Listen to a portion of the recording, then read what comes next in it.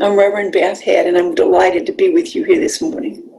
You know, last Sunday, we listened to a dynamic lesson from Reverend Chris Jackson from Unity on the Bay. And he spoke about healing and how healing happens at every level of our being.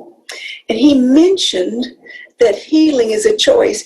You and I have to make both a conscious and unconscious choice for healing to occur. We have to decide with our head and with our heart. Last month, I was asked to serve as Unity of Nassau's Minister of Record. A Minister of Record is a licensed, ordained Unity minister who works with a congregation to help them have the guidance of a minister when they can't afford to hire a full-time minister, when they can't afford to hire a part-time minister. I am a resource to your board and to you, the congregation, to make sure that you are following your bylaws, that you're generally teaching Unity principles, and to offer guidance when you ask for it. When this is a formal arrangement, the board and the Minister of Record sign an agreement outlining how often the Minister of Record will be available and what services they will provide and how they will be compensated. Generally, the Minister of Record, or the MOR as we call it, will attend monthly board meetings and see your monthly reports, and they'll be available for questions. And then if they speak or teach classes, they are compensated additionally for that. At the first board meeting I attended, I realized that your community has been operating with an overdraft. I have asked that your board work to clear that overdraft as soon as possible. In the meantime, I am willing to work with you through the end of the year without compensation. If that overdraft has been cleared by the end of the year, then we will work to have a formal agreement. So this morning, Unity of Nassau, you are at choice point. Does Unity of Nassau want to be healed? Does it want to grow and to prosper?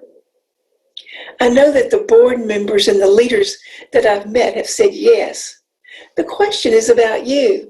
You who are not on the board, you who just come occasionally. Do you want to see Unity of Nassau healed and whole? And so if you do, I want to talk about what that means. Birthing Unity of Nassau will take each of you giving of your time, your talent, and your treasures. Unity of Nassau needs for you to show up for Sunday services. Unity of Nassau needs for you to share the services on Facebook to your friends. We need you to ask your friends and neighbors to join you in coming. Unity of Nassau needs you to make a decision to be a consistent giver to this effort. Unity of Nassau needs you to be a volunteer. You know, we need to know that you are listening. We need to know what you want to learn about. We need to make contact with you and for you to make contact with each other. Reverend Mary Mann Marcy has a prosperity course. And in that course, she invites each person to wake up each morning and say, today is a brand new baby day. A day in which I can change, a day in which I can make a difference, a day when I can be happy. A brand new baby day lets me put all the past behind me. And that's what we want for Unity of Nassau.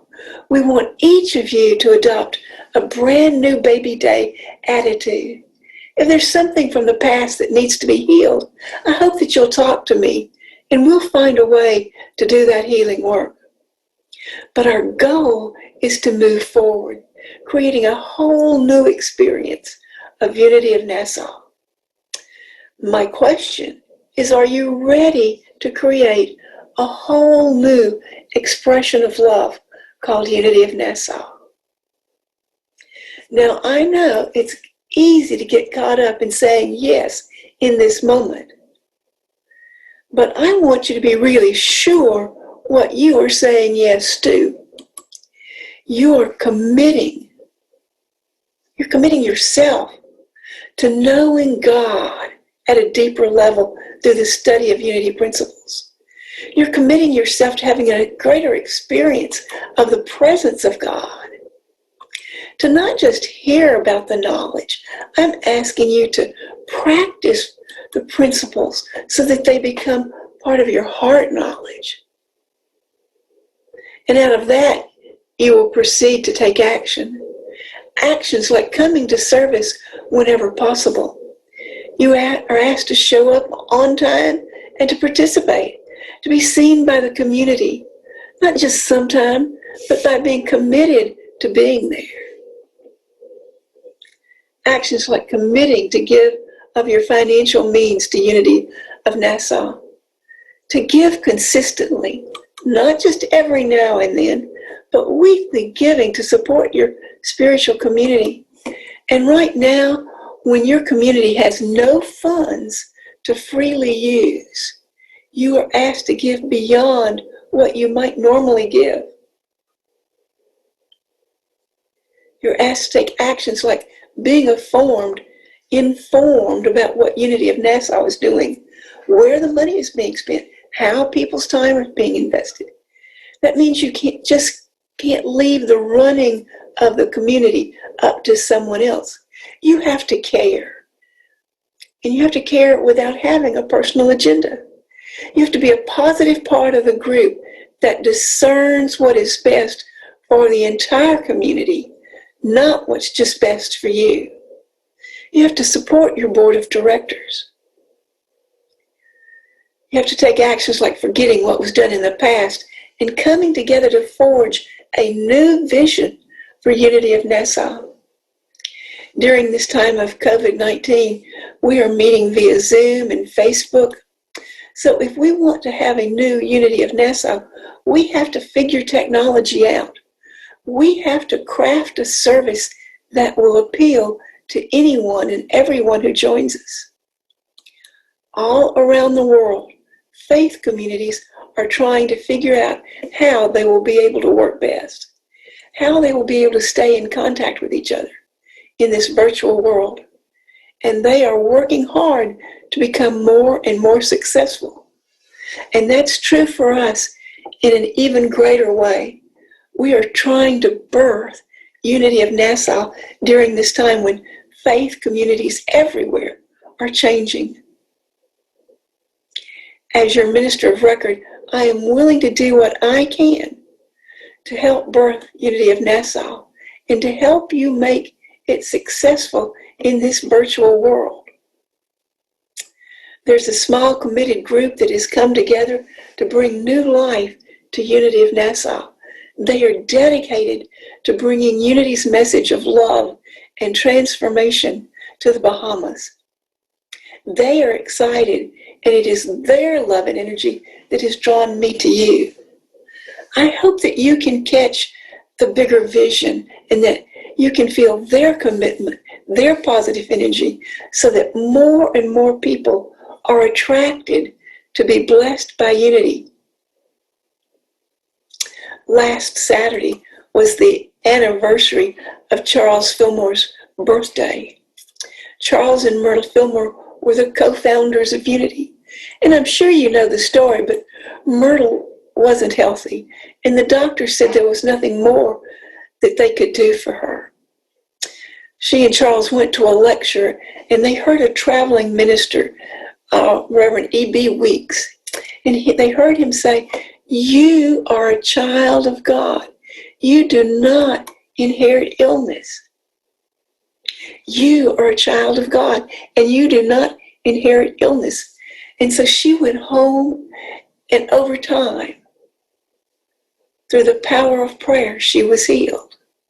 She made herself a prayer closet, and she went in that prayer closet and prayed every day. She had a picture of Jesus sitting there, and she prayed. She gave thanks for her body that had served her well. She blessed each cell, and she had a healing.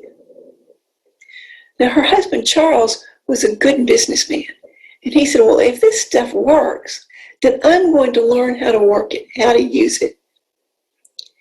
And so every day, every night, he went to headquarters. He would sit down at 10 o'clock and spend an hour in meditation and prayer.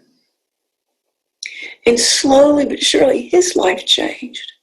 And out of their experience, out of their studies of unity, out of their studies of all the religious practices around the world, the unity movement was born.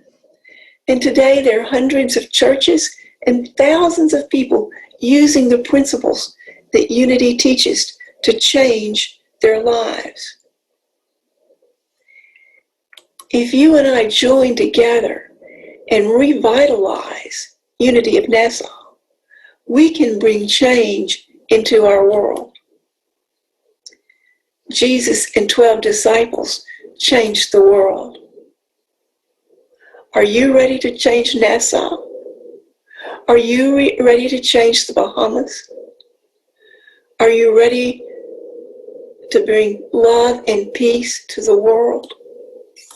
If so, I hope you will join us, and I look forward to having a relationship with each and every one of you. Namaste.